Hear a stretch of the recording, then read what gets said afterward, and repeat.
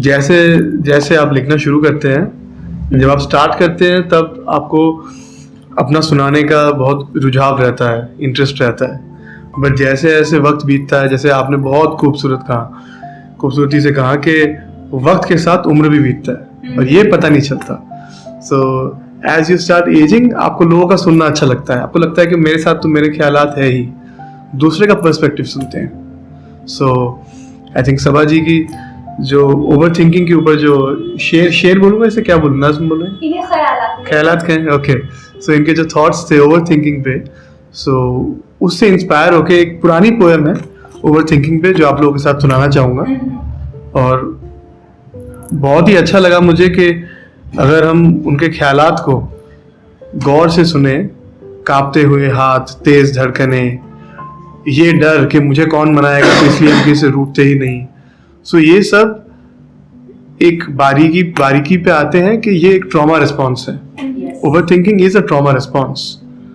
ज्यादा सोचना किसी चीज के बारे में, हर एंगल, जैसा कि उनका जो फर्स्ट 2 लाइन थे, हर एक एंगल से किसी भी प्रॉब्लम के बारे में हर एक एंगल से सोचना, सारे सोल्यूशन सोच लेना। So over thinking is a trauma response and ये आपको एक कंट्रोल है नहीं सिचुएशन पे, लेकिन एक इल्यूजन क्रिएट कर रहा है कि मेरा कंट्रोल है। ज्यादा सोच के मैं उस बारे में कुछ ना कुछ कर रही हूं, जबकि एक्चुअली में कुछ नहीं हो रहा। सो इसी के ऊपर एक नए पर्सपेक्टिव से attribute to overthinking. Remember being stuck in a traffic jam. Everyone remembers, Delhi में है आप सब। Remember being stuck in a traffic jam. The endless honking of cars. लोग लगे रहते हैं, गेम है ये एक। The endless honking of cars despite there being no space for any of the cars to move even an inch.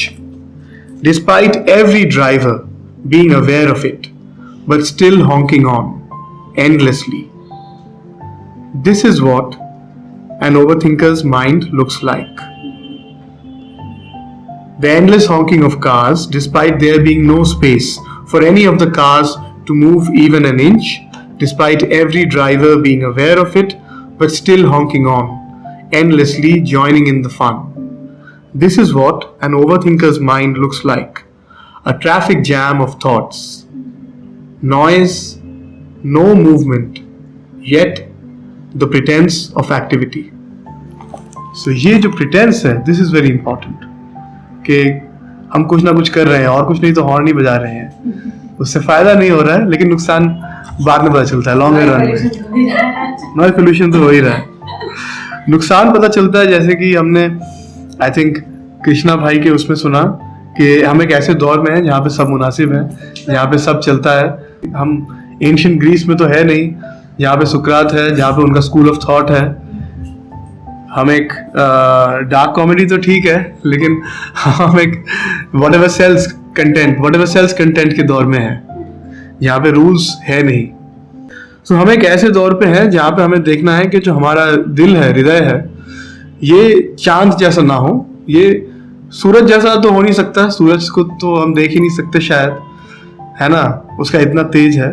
लेकिन चांद जैसा होने में भी फायदा नहीं है, क्योंकि जो चांद है वो बोरोड लाइट पे है, सूर्य की, सन की, आफताब की जो रोशनी पड़ती है उस पर वो रिफ्लेक्ट करता है। सो आपका जो दिल है वो आज के दौर पे सूर्य ना हो, सूर्य होना नहीं चाहिए, वो एक अलग डिबेट है, बट चांद होने में भी कुछ भलाई नहीं है। कहते हैं हम चांद सा दिल, चांद सा मुखड़ा, लेकिन या सो ये एक चंद्रयान 2023 में जब चंद्रयान लैंड हुआ था, बिग मोमेंट फॉर इंडिया। तो चंद्रयान 1 जब लैंड हुआ था मून के सरफेस पे, तो उस टाइम ये माइंड में याद आया कि हमारा जो दिल है उस पे ऐसा कोई रोवर लैंड नहीं करेगा देखने के लिए कि कितना गम है। हमारे दिल में ऐसा कोई भी रोवर लैंड नहीं करेगा कि कितने इसमें पानी है, जो यहाँ का पानी है वो यहाँ जमा हुआ है। तो दिल में ऐसा कोई चंद्रयान लैंड नहीं करेगा। तो the heart can not be a moon. So ये पोएम है, the heart is not the moon. The heart is not the moon, why should it then be filled with craters?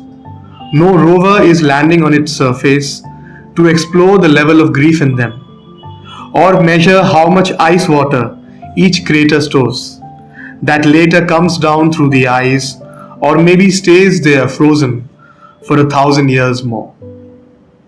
The heart is not the moon. Why should it then every fortnight change sizes and shapes and hide behind clouds of fear, insecurity, and doubt, and occasionally go missing in a seemingly endless dark sky of grief, sorrow, and pity? The heart is not the moon. Why should it then shine on borrowed light of others' words, opinions, and expectations, and go invisible despite being there when that light chooses to fall on someone somewhere else? The heart is not the moon. Why should it then behave like one? It may not be another sun, but it has a light of its own, with surely fire enough to light up your entire world. The heart is not the moon, because it doesn't only glow, it beats and repeats. There is something powerful inside. There is something powerful inside. So ये है कि अब आजकल के दौर में जब सब मुनासिब ही है, तो ये भी मुनासिब है कि आपका जो दिल है वो चांद जैसा नहीं हो, कोई रोवर लैंड नहीं करेगा, उसकी देखने के लिए कितना गम है. तो why be the moon? दूसरों के borrowed light पे क्यों, अपने रोशनी पे आप चमके और दमके भी. So this is the first poem, and एक और आई थिंक हमने, जैसा कि हर बार ही होता है, पोएट्री का जो प्रमाइज है, ऐसा मैंने पहले भी कहा था किसी एक परफॉर्मेंस में, पोएट्री का जो प्रमाइज है वो लव है, एंड पोएट्री की जो शुरुआत है वो लव लॉस्ट है. सो अक्सर जब हम लोग ऐसे मिलते हैं, पोएट, शायर, एक ही बात है, सब अलग अलग नदियां हैं, एक ही समुद्र में मिलती हैं, क्या फ़र्क पड़ता है कौन किस भाषा में लिखता है. सो हम लोग मिलते हैं तो मोहब्बत पे डिस्कशन होता ही है. कोई खुशनसीब है या बदनसीब है जिनकी किस्मत में नई मोहब्बत आई है, बाद में पता चलेगा कौन क्या है. और कोई भी खुशनसीब बदनसीब है कि जिनकी जिंदगी से मोहब्बत चली गई है, वो भी बाद में पता चलता है.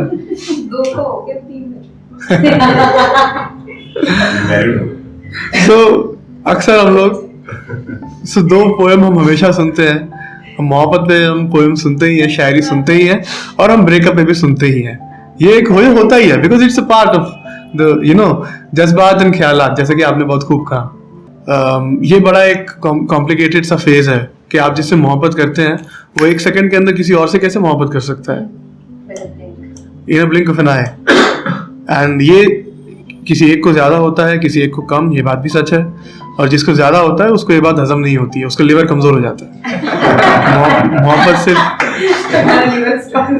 मोहब्बत सिर्फ दिल को ही नहीं, लिवर को भी अफेक्ट करता है. और जब जॉन्डिस की तरह, पीलिया की तरह पूरा शरीर पीला हो जाता है गम से, है ना. सो मेरा ऐसा मानना है कि जो ज्यादा मोहब्बत करते हैं किसी भी रिश्ते में, मेरा थ्योरी ये है, हालांकि मैं डॉक्टर तो नहीं हूँ, अगर मैं डॉक्टर होता मेरी माँ बहुत खुश होती है आज कि एक उस पे है, एक conventional path of career path पे है. बट मेरा ऐसा एक डायग्नोसिस है कि जो सच्ची मोहब्बत करते हैं ना, उनको डायबिटीज होता है. क्योंकि जिनको डायबिटीज, आप लोग घर में किसी ना किसी बुजुर्ग को शायद हो ना हो, पर अगर आपने देखा होगा कि जिनको डायबिटीज होता है उनके ना घाव नहीं भरते. उनके घाव बहुत स्लो प्रोसेस होता है हीलिंग का. It's true. सो जिनको सच्ची मोहब्बत हो जाती है उनको भी डायबिटीज तो नहीं है, उनका ब्लड सैंपल तो नहीं लेके चेक तो नहीं करना चाहिए, उनके घाव भर ही नहीं रहे. बेचारों को बहुत टाइम लगता है, एक साल 2 साल, है ना. So, ये अब मैं आप भी बता रहा हूँ वैसे तो ये, बट वैसे ही बोल रही हूँ, मतलब ऐसे कि सिर्फ बॉयफ्रेंड गर्लफ्रेंड वाला नहीं, मतलब ऐसे भी जिस भी रिश्ते में आप मोहब्बत में है, दोस्ती में है, भाई बहन में, वक्त लगता है. बिल्कुल. सो ये जिस दौर में मेरे जख्म भर रहे थे, ये उस दौर की एक कविता है. For the exes who stay stuck, for the exes who stay stuck, Do true lovers have diabetes? Why then do their wounds tend to heal so slow? Why do they not have that post-breakup glow? Do true lovers have diabetes? Why then do their wounds tend to heal so slow? Why do they not have that post-breakup glow that the practical heartbreakers so much flaunt? Without a cry or crib, no call or taunt. Quickly finding someone new, moving on as smooth as butter. No teardrop, no heartache, no consolation to utter. Forgetting that poor ex who still cries for your sake. Oh, so much drama I really can't take. And so they happily move on, saying, I too felt bad. And yet no word of empathy for the ex. Isn't that really sad? So I say to those who loved truly and paid a heavy price, not all smiles are true, not all hearts are nice. You'll have to heal your wounds faster. You can't have the diabetes of sorrow, else it'll eat you alive from the inside before a happy tomorrow. A tomorrow that is your right to, and can be as bright too. Only if you wish to see, in truest terms without them, how much more you can be. So, शुक्रिया. So, जो diabetes है वो आपको अंदर ही अंदर से खाता रहता है, अंदर ही अंदर से आपके जो ऑर्गन्स है उन सबको खोखला कर देता है. जिनको हाई शुगर रहती है सो इंसुलिन डिपेंडेंट हो जाते हैं, उनके केस में हम ऐसा देखते हैं. सो वैसे ही गम जो है वो भी डायबिटीज की एक निशानी है. एक पोएटिक टर्म्स में गम आपको अंदर अंदर से खाता है. सो गम में मत रहिए, एक ही जिंदगी है, एंजॉय कीजिए, मुकम्मल कीजिए इसको, and breathe easy as I said. और आई थिंक ये भी किसी ने कहा था, वह तो बहुत सारी पोएम्स है, कौन सी सुनाई जाए, कौन सी छोड़ी जाए. और पोएट्स को एक बहुत बुरी बीमारी है कि एक बार पहले के 2 मिनट बीत जाते हैं और माइक सामने आ जाता है, फिर वो भूलते नहीं है, क्योंकि आज जो है दिन भी ढलेगा, किसी और की बारी भी आएगी, भूख भी लगेगी, कोई बोर भी होगा. सो ये आई थिंक आप लोगों के थॉट्स से जो पोएम मेरे जहन में आ रहे हैं, मैं बस वही पढ़ रहा हूँ आज. आई थिंक ये भी आइडिया किसी ने कहा था, रंजिश ही सही दिल दुखाने के लिए आ, छोड़ के जाने के लिए आ. एक बहुत अच्छा शेर भी है, मैंने पढ़ा था. मुझे उसका ना एग्जैक्ट याद नहीं है. उसमें था कि बेशक मुझे छोड़ के चले जाओ, बस पहले जैसा करने के लिए वापस आओ. मुझे एग्जैक्ट याद नहीं है एनी हाउ, बट मेरा जो मानना है वो है मोहब्बत के ऊपर कि मोहब्बत छोटी छोटी चीजों में छुपा है. प्यार क्या है ये मैं जानता नहीं अरिजीत, प्यार क्या है ये मैं जानता नहीं अरिजीत, बस इतना पता है कि उन्हें मेरे घर पहुंचने की फिक्र है. सो ये छोटी छोटी चीजों में मोहब्बत छुपी है, और या तो दोस्ती रह सकती है या मोहब्बत रह सकता है. एक तलवार में, एक मैदान में 2 तलवार नहीं रह सकते, और ये बात सच है. तो ज़्यादातर केस में मोहब्बत जाती है तो दोस्ती भी जाती है, कई ऐसे केस में दोस्ती चली जाए तो भी मोहब्बत चली जाती है. सो इसके ऊपर एक छोटी सी पोएम है. To think we could have stayed as friends, to think we could have stayed as friends, oh I was such a fool. To think we could have stayed as friends, oh I was such a fool. In my large-heartedness, I forgot the old rule. Love wants love in return, friendship can go to hell. Love wants love in return, friendship can go to hell. From sweet smiles to harsh words, who really can tell? So, जब किसी का दिल दुखता है उसको आपसे दोस्ती वोस्ती कुछ नहीं चाहिए. मोहब्बत है तो फिर आप सहेंगे, आपकी टॉलरेंस कैपेसिटी दिखाएंगे, वरना बाहर में जाओ, नहीं चाहिए दोस्ती भी आपके साथ. सो ये कुछ पोएम्स थी, एंड आई थिंक इसके साथ तशरीफ उठाया जाए. फिर अगर कुछ ख्यालात है, ये वर्ड अच्छा है, मुझे बड़ा अच्छा लगा.